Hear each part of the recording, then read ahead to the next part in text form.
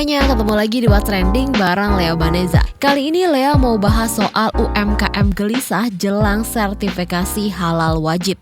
Mungkin bagi sebagian pelaku usaha khususnya UMKM, usaha mikro, kecil, dan menengah, perkara mencari pelanggan dan mempertahankan dagangannya ini udah jadi PR dan tantangan yang gak mudah. Dan itu mesti dihadapi setiap harinya mungkin ya. Tapi kali ini nih tantangan mereka juga nambah nih, yaitu mereka harus mengurus sertifikasi halal dari pemerintah kalau nggak mau kena sanksi jika lewat tenggat waktu yang ditentukan, yaitu wajib memiliki sertifikasi halal sampai 17 Oktober 2024. Kata Ketua Badan Penyelenggara Jaminan Produk Halal BPJPH Muhammad Akil Irham, ada beberapa jenis sanksi kalau pelaku usaha telat mensertifikasi produknya, yaitu peringatan tertulis, denda administratif, hingga penarikan barang dari peredaran. Kalau kita mengutip dari Undang-Undang Nomor 33 Tahun 2014 dan aturan turunannya, ada 3 kelompok produk yang harus bersertifikasi halal. Pertama, produk makanan dan minuman. Kedua, bahan baku, bahan tambahan pangan, dan bahan penolong untuk produk makanan dan minuman. Ketiga, produk hasil sembelih dan jasa penyembelihan. Nah, pelaku usaha yang mau produknya mendapatkan sertifikasi halal bisa membuka fasilitas sertifikasi halal gratis atau sehati. Tapi nih, di tahun 2023 aja kuota sehati itu cuma 1 juta. Sementara pada 2023 ada sekitar 66 juta pelaku UMKM di Indonesia. Itu 66 juta tuh cuma pelakunya loh ya. Lea ingetin, karena setiap UMKM ini biasanya punya produk yang dijual itu lebih dari 1. Terus gimana dong dengan nasib UMKM? Makin sengsara atau gimana ya? Kita bahas aja deh, tapi usai komen berikut ini.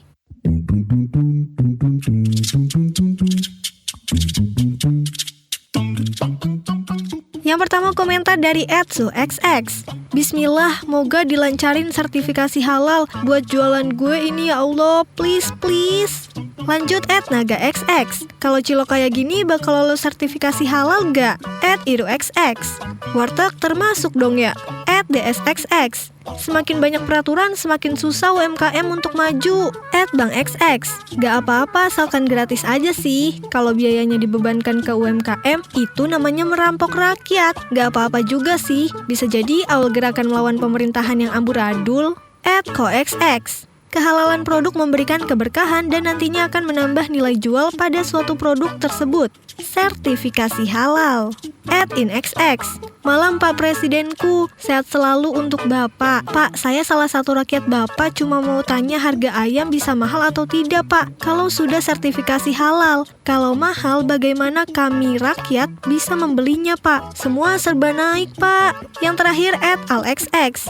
Diurus saja sertifikasi halalnya Mas. Gak sulit kok, cari aja pendamping halal dari Kemenak di daerah Anda untuk membantu pengurusannya.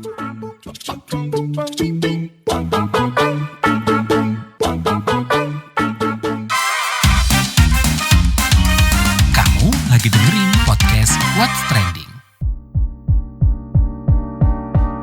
Seperti apa sih dasar dan ketentuan yang perlu diketahui UMKM soal sertifikasi halal? Kita dengarkan penuturan Sekretaris Badan Penyelenggara Jaminan Produk Halal BPJPH Kementerian Agama Kemenak RI Chuzemi Abidin di program Ruang Publik KBR 13 Mei 2024. Produk yang masuk, beredar, dan diperdagangkan di wilayah Republik Indonesia wajib bersertifikat halal.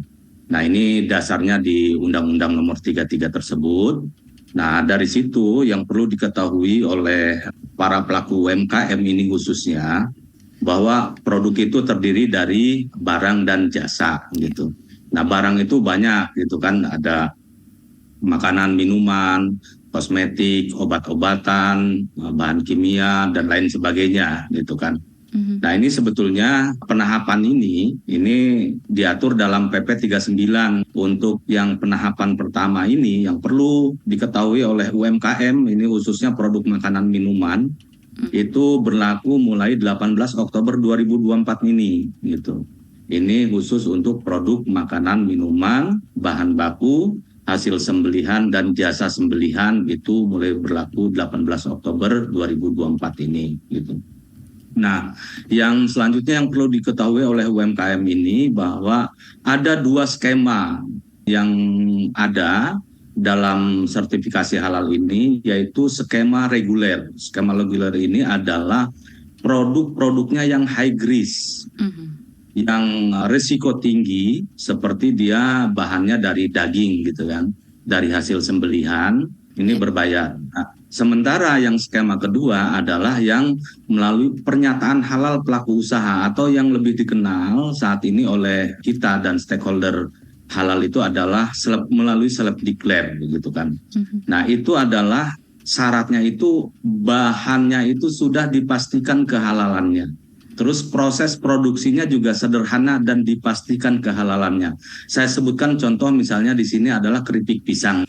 Keripik pisang itu kan ada bahan pisang, ada bahan gula, ada bahan garam, ada bahan minyak. Nah, minyak, gula, garam ini itu bahannya sudah bersertifikat halal. Misalnya minyaknya Bimoli kan sudah bersertifikat halal. Terus garamnya juga yang sudah bersertifikat halal.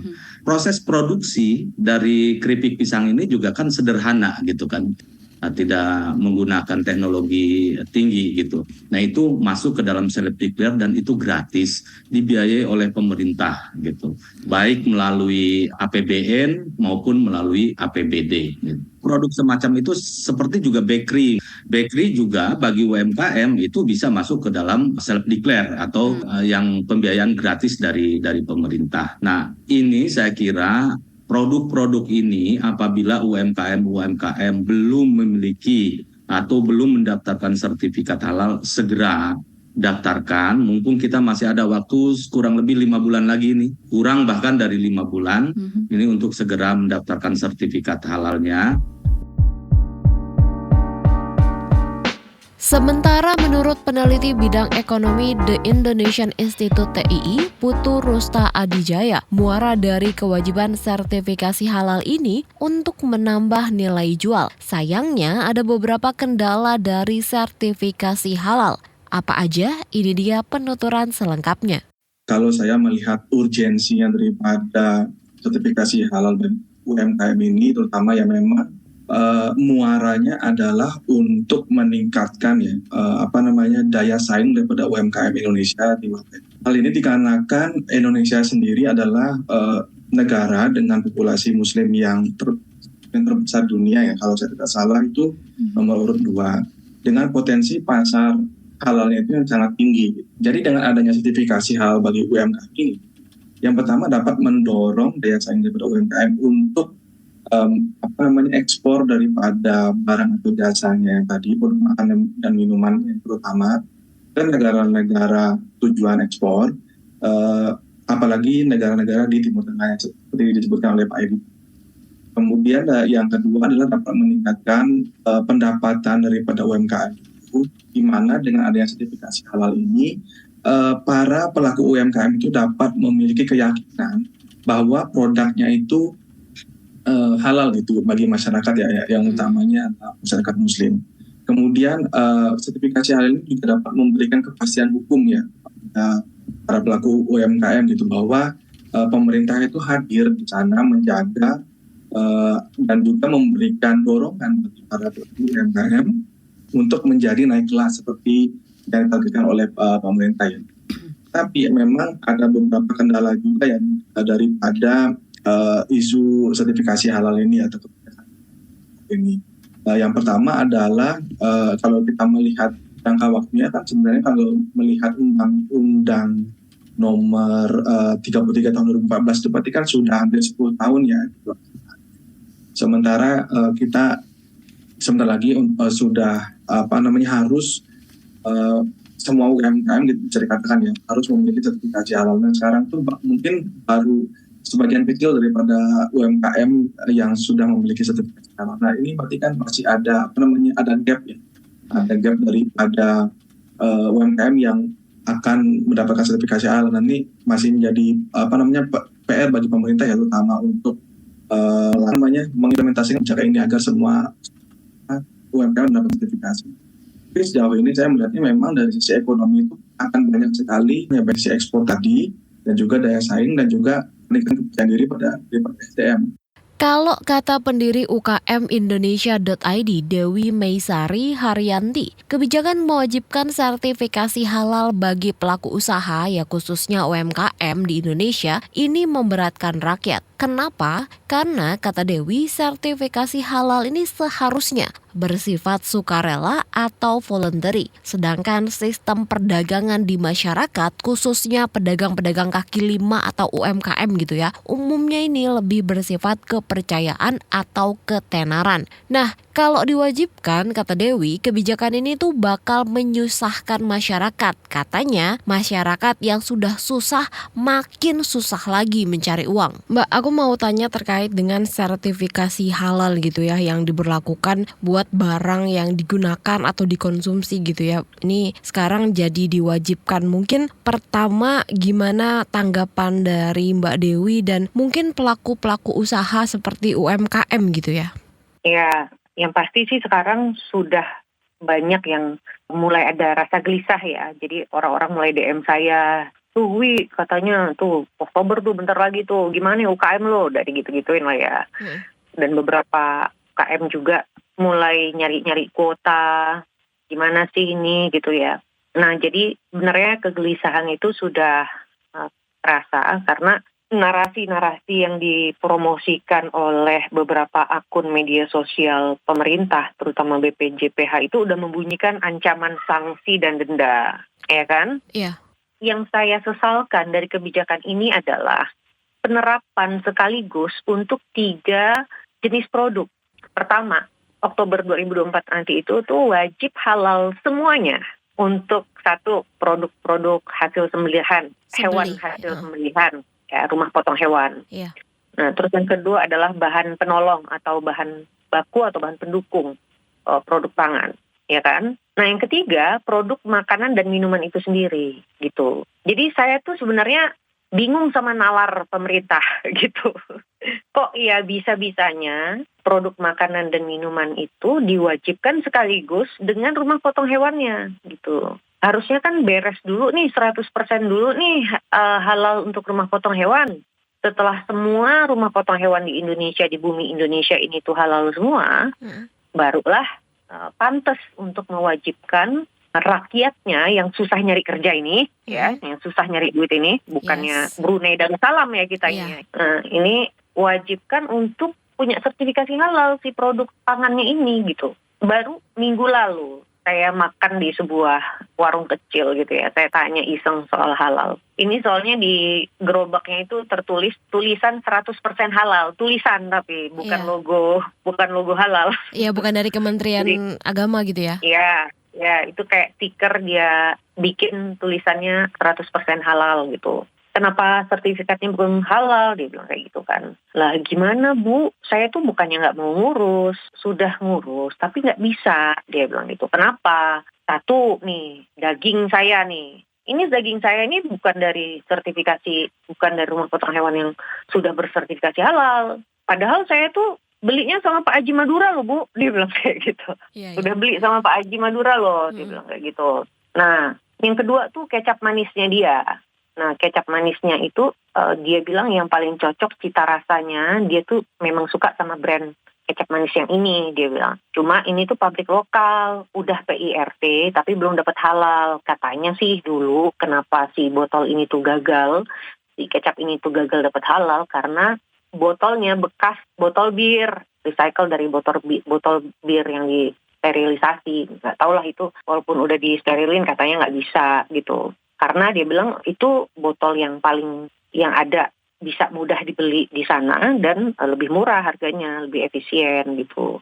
Nah maksud saya ketika pemerintah itu memaksakan mewajibkan sertifikasi halal dan membuat konteks bisnis rakyat kecil jadi lebih mahal, ya 1 lebih mahal, 2 lebih rumit gitu.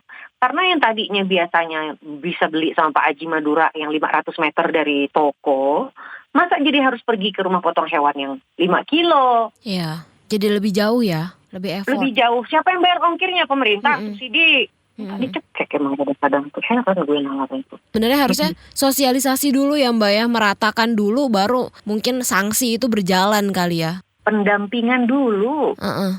Sosialisasi nggak cukup. Coba bayangin Pak Haji Madura yang nyembelih hewan sambil ngerokok gitu, nggak pakai baju. Gimana ngubah habit mereka tuh supaya sesuai sama standar halal? Nah itu urusin dulu. Oke, Mbak, tapi kalau dari pelaku UMKM sendiri ini udah ada yang berusaha ngurus nggak sih Mbak? Gimana Mbak? Apakah Ya, mudah, ada lah, cepat atau nyari-nyari gimana? informasi kuota, nyari-nyari informasi kuota. Ini barusan aja di grup tuh ada yang ngecek lagi ke platform Sehati BPJPH itu. Tulisannya masih kuota Sehati masih ditutup. Oke. Jadi belum dibuka lagi karena katanya masih nunggu anggaran gitu. Masih nunggu anggaran, katanya bakal buka pendaftaran lagi sekitar Juli. Tapi kan kuotanya itu cuma 1 juta. Iya. Dan bukan 1 juta UKM loh ya. 1 juta produk. Nah, 1 UKM kalau saya misalnya bikin beberapa jenis produk gitu ya, ada kue kering, ada bakery, ada lemper gitu misalnya. Itu 3 produk tuh. Oke. Karena kan satu-satu ingredientsnya harus satu-satu ingredientsnya harus dirinci. Berarti Nah. kuotanya dengan jumlah UMKM yang sampai jutaan itu nggak seimbang banget ya Mbak ya? Jauh. Sangat nggak seimbang. Dan seperti yang saya tulis di artikel saya itu, ada 2 jenis Mbak. Ada yang self-declare, memang gratis dari sononya gitu ya. Ada yang reguler. Cuma sertifikasi halal yang self-declare ini hanya bisa diambil oleh pelaku usaha mikro kecil yang produknya tidak menggunakan hasil sembelihan. Iya. Ya, jadi maksud saya prosedur self-declare yang gratis ini pun ya, kan caranya rumit ya kan. Orang Indonesia itu kan ngisi form sendiri di aplikasi digital itu kan pasti bingung, pasti butuh orang ngedampingin gitu. Oke. Jadi perlulah pendamping halal, ditambah masyarakat bingung dia kan, saya bikin lemper, bikin risol, bikin bakwan gitu. Kan bingung ya kan, itu syukur baru 3, kalau yang 10 bikin jenis produknya. Taunya bikin cendol juga, ada cendol juga bikin gitu. Nah kan pasti kan banyak masyarakat bingung, jadi butuh pendamping tuh penting sekali, memang perlu gitu. Jadi di saat konteks masih seperti ini, terus Oktober tuh dipaksain wajib, itu kok saya sih pokoknya harusnya ini diundur ya sampai 100% rumah potong hewan itu 100% bersertifikasi halal. Oke. Mbak, Gitu.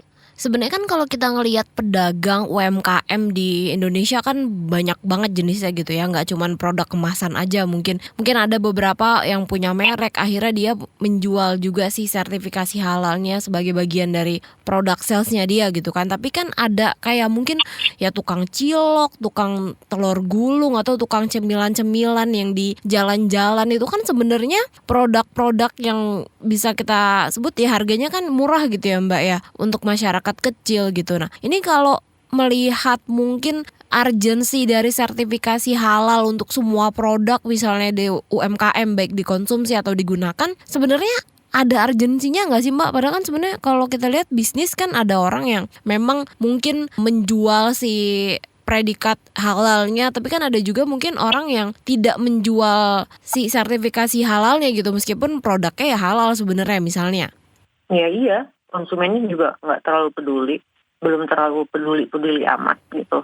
Jadi makanya yang namanya sertifikasi standar mutu itu umumnya memang voluntary, urusan voluntary. Jadi sesuatu yang diambil oleh setiap pengusaha yang pengen naikin brand value-nya dia, yang pengen naikin reputasinya dia. Nah, jadi sesuatu yang sifatnya itu hak atau ya sifatnya itu hak diubah jadi kewajiban gitu. Itu aja satu udah salah gitu. Itu pertama. Yang kedua, ini double kill gitu loh. Udahlah mewajibkan, rantai pasoknya nggak disiapkan dulu gitu. Nah saya nggak tahu ya, saya udah cari-cari di internet, berapa sih sekarang rumah potong hewan yang udah bersertifikat halal, itu nggak ada loh informasinya, kayak disembunyiin atau apa, saya nggak tahu. Jadi masih data-data lama yang bunyinya adalah baru sekitar 15% rumah potong hewan yang sudah bersertifikat halal. Coba kayak gitu. jahat nggak sih nyuruh orang kecil gitu yang harusnya dapat daging dari sumber yang dekat jadi harus Nyari. jauh demi sertifikasi halal. Akhirnya kan banyak pendamping penyuluh halal itu yang ngaku ke saya. Dia cerita ya kadang kami bohong-bohongin aja Bu ngisi form self declare-nya. Oke. Karena supaya hasil verifikasinya lolos keluar sertifikasi halalnya. Nah itu ketika kayak gitu gimana ya kayak ngeluarin sertifikasi halal dari proses yang nggak halal itu, aduh nggak ngerti lah gue. Tapi kalau misalnya ini kan kalau dari Kementerian Agama gitu ya ngomongnya nih Mbak, katanya ini sertifikasi halal ini memberikan nilai tambah gitu dalam memasarkan produk. Ini gimana nih Mbak melihatnya? Saya sih nggak sepakat ya, karena dampak dari kita punya sertifikat halal itu nggak auto naik omset. Oke. Enggak, kecuali kita suarakan, kita ceritakan, kita setelah sertifikasi halal kita gencarkan promosi, baru ada dampaknya ke peningkatan omset. Tapi kalau setelah halal anteng-anteng baik, Oke, berarti nggak serta-merta gitu ya? ya syarat perlu tapi bukan syarat cukup. Mm-mm. Tapi di beberapa daerah syarat perlu pun tidak, karena konsumennya nggak peduli. Ya, banyak konsumen Nah, yang ya udah mikirnya di Indonesia gitu ya. Ya elah itu yang bikin bakso Pak Anu tetangga. Iya, Pak Haji, nggak Bu mungkin Haji lah gitu. dia nggak halal. Bu Haji ini nggak mungkin lah nggak halal gitu Iya. loh. Itu main mom. Bahkan ibu saya di Pontianak tuh, tante-tante saya baru pulang kampung kemarin, Mm-mm. masih kayak gitu, karena udah ada rasa percaya beyond labels, you know. Oke, baik. Terima kasih banyak ya Mbak Dewi. Terima kasih banyak. Pemerintah Arab Saudi berencana membangun kolam renang tanpa batas atau infinity pool. Rencananya panjang infinity pool tersebut sekitar 150.000 kaki atau 457 meter. Kolam ini akan dibangun di atas permukaan laut di wilayah Treyamniom dan bakal jadi infinity pool terpanjang sedunia. Infinity pool bakal dibangun dengan desain kontemporer dengan dampak lingkungan yang minim. Arab Saudi juga menjanjikan pengalaman peristirahatan yang tak tertandingi bagi para pengunjung. Mulai dari melepas lelah sampai meremajakan diri dengan pemandangan alam yang menakjubkan. Raja Charles III menyerahkan kedudukan Panglima Kolonel atau Kolonel in Chief Korps Udara Inggris ke Pangeran William. Melansir AFP, keputusan ini diambil setelah pertemuan yang dilakukan Raja Charles III dengan William sebagai putra sulung dan ahli warisnya. Namun faktanya, Pangeran Harry, anak dari Raja Charles III, dulunya mantan kapten tentara dan bertugas sebagai pilot helikopter Apache di Korps Udara Inggris. Namun akhirnya jabatan Panglima Kolonel Korps Udara Inggris diberikan ke William. Sebelumnya, Pangeran Harry meninggalkan kerajaan dan memilih menetap di Amerika Serikat bersama istrinya Meghan Markle. Kisah tentang Wednesday Addams, anak sulung dari Gomez Addams dan Morticia Addams, kembali berlanjut ke musim kedua. Ini dikonfirmasi layanan penyedia film dan series Netflix. Netflix mengatakan serial Wednesday Season 2 mulai menjalani proses syuting. Netflix membocorkan Wednesday 2 pindah lokasi syuting, di mana season pertama dilakukan di Romania, di season kedua ini dilakukan di Irlandia. Namun ada beberapa aktor yang di season 1 tidak lagi bermain di season kedua, yaitu Percy Hines-White, Jamie McShane, dan Naomi J. Ogawa.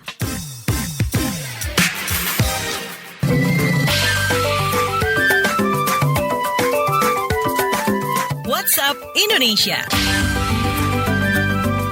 WhatsApp Indonesia hari ini kita mulai dari Jakarta. Presiden Joko Widodo mengeluarkan Peraturan Presiden Perpres nomor 59 tahun 2024 tentang jaminan kesehatan. Perpres ini menjadikan Badan Penyelenggaraan Jaminan Sosial atau BPJS Kesehatan yang sebelumnya memiliki sistem kelas 1, 2, dan 3 berubah jadi satu kelas, yaitu sistem kelas rawat inap standar atau KRIS. Jokowi memberikan waktu bagi rumah sakit melakukan penyesuaian sampai 30 Juni 2025. Rumah sakit diperbolehkan melakukan perubahan sebagian atau menyeluruh berdasarkan KRIS.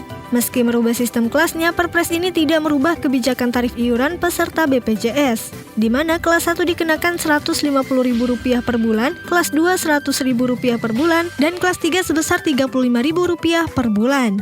Selanjutnya menuju Makassar, Sulawesi Selatan. Polsek Biringkanaya menyelidiki viralnya video pengantar calon jamaah haji di Asrama Haji Sudiang Makassar, Sulawesi Selatan dimintai tarif parkir Rp30.000. Kapolsek Biringkanaya Kompol Muhtamrin mengatakan dirinya sudah mengumpulkan seluruh orang-orang muda yang tinggal di sekitar asrama haji tersebut. Berdasarkan hasil penyelidikan, diketahui orang yang dimintai tarif parkir tak wajar adalah keluarga jamaah haji. Pelaku juru parkir diduga bukan warga sekitar asrama. Bahkan di area asrama haji tidak ada pengenaan tarif parkir, karena area parkir yang disediakan hanyalah halaman rumah. Atas kejadian ini, Tamrin meminta warga yang merasa diperas atau dikenakan tarif parkir tak wajar melaporkan kejadian ke pihak kepolisian. Terakhir, mampir ke Bali.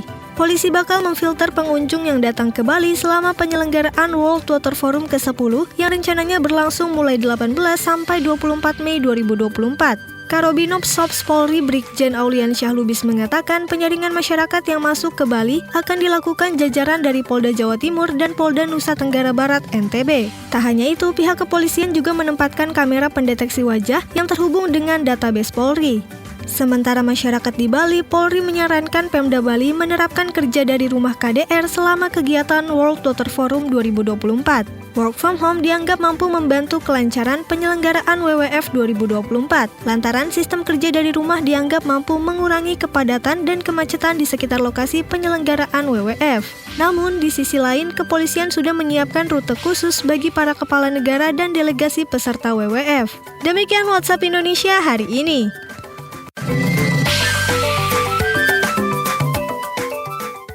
Oke, terima kasih ya sudah mendengarkan podcast What's Trending bareng Leo Baneza. Jangan lupa terus dengarkan podcast What's Trending. Bisa di kbrprime.id atau aplikasi mendengarkan podcast kesayangan kamu. Leo Baneza mau pamit dulu. Stay safe and happy. Bye-bye. Kamu lagi dengerin podcast What's Trending.